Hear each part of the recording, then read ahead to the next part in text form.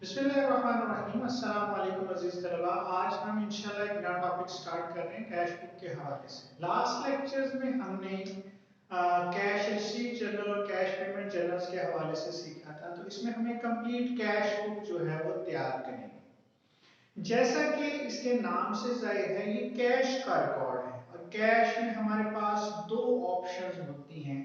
या तो cash business में हमारे पास आ रही होती है और या कैश हम पे कर रहे होते हैं, हमने जो भी पेमेंट्स करनी होती हैं और उसमें हम कैश को अदा कर रहे हैं। तो इसकी भी दो साइड्स होती हैं, एक हमारी रिसीट्स या डेबिट साइड होती है और दूसरी हमारी पेमेंट या क्रेडिट साइड जो है वो कहलाती है। अब इसमें हम थोड़ी सी चीजें रिवाइज कर लेते हैं। ये हम बातें कैश रिसीट और कैश पेमेंट जर्नल में सीख चुके हैं कि बुनियादी तौर पर हमारी जो डेबिट साइड होती है वो रिसीट साइड है, जिसमें हम कैश रिसीट्स को लिखते हैं। हम इनको सोर्सेज भी कह सकते हैं। बुनियादी तौर पर हमारे चार बेसिक सोर्सेज हैं जहां से हमारे पास कैश जो है वो कलेक्ट होती है। फर्स्ट ऑफ ऑल कैपिटल होता है। मालिक अपना बिजनेस शुरू करने के लिए जो है वो जो कैश इन्वेस्ट करता है बिजनेस में, तो हमारा पहला सोर्स ऑफ इनकम जो है वो कैपिटल होता है। फिर कैश सेल्स है, हम ज़रा बिजनेस कर रहे हैं, हम अशिया फरोख्त करते हैं, तो हमारे पास कैश जो है वो कलेक्ट हो जाती है। फिर हमारे डेटर्स या अकाउंट रिसीवेबल हैं, जिनसे हमने कैश लेनी होती है, उन लोगों से हम वक्तन फवक्तन जो है वो कैश कलेक्ट कर रहे होते हैं। और फाइनल सोर्स हमारा मिसलेनियस रिसीट्स का होता है। कभी कभार जो कहीं से हमारे पास जो है अदर सोर्सेज से जो कैश आ जाती है, कहीं से इंटरेस्ट जो है वो हमारे पास कलेक्ट हो जाता है, डिविडेंड कलेक्ट हो जाता है हमारे पास। तो ये हमारी मिसलेनियस रिसीट्स जो है वो कहलाती है। क्रेडिट साइड या जो हमारी पेमेंट साइड भी कहलाती है, यहाँ हम जो कैश की पेमेंट्स करते हैं या डिस्बर्समेंट होती है वो हम लिखते हैं। तो जिस तरह चार बेसिक सोर्सेज हैं हमारे कैश के, इसी तरह हमारे चार बेसिक यूजेस हैं जहां हमारी कैश जो है वो इस्तेमाल होती है। Number one, drawing. अब मालिक ज़ाहिर बिजनेस कर रहा है तो अपनी जरूरियात के लिए वक्तन फवक्तन बिजनेस से कैश ले रहा होता है, तो वो कैश आपके पास से जा रही होती है। नंबर टू पे कैश परचेजेस हैं। जाहिर है अब आपने चीजें खरीदनी है, जब आप अशिया खरीदेंगे तो आप फरोख्त करेंगे, तो अशिया नकद खरीदने के लिए भी आप कैश के साथ पेमेंट कर रहे होते हैं। थर्ड, आपके क्रेडिटर्स होते हैं, जो लाइबिलिटीज हैं, अकाउंट पेबल हैं, जिन लोगों की आपने पेमेंट्स करनी होती हैं, आप वक्त के साथ साथ उनको पेमेंट्स कर रहे होते हैं। और फाइनल जो है वो हमारे एक्सपेंसेस होते हैं। जितने भी एक्सपेंसेस हैं उनकी पेमेंट हमने कैश की सूरत में करनी होती है।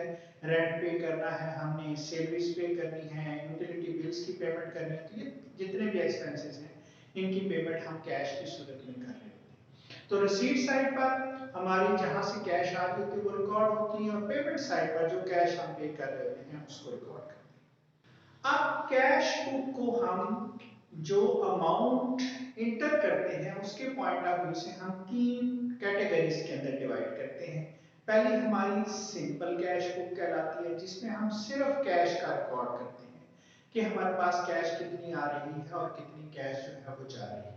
तो इसमें अमाउंट इंटर करने के लिए हमारे पास सिर्फ एक कॉलम अवेलेबल होता है और इसकी वजह से हम इसे सिंगल कॉलम कैश बुक भी कहते हैं।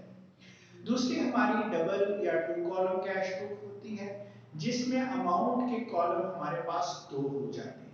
नॉर्मली हम कैश के साथ डिस्काउंट को शो करते हैं, लेकिन बाज ऑर्गेनाइजेशन कैश के साथ जो है वो दूसरा कॉलम बैंक का बनाते हैं। तो यहाँ पर अमाउंट इंटर करने के लिए हमारे पास दो कॉलम्स होते हैं।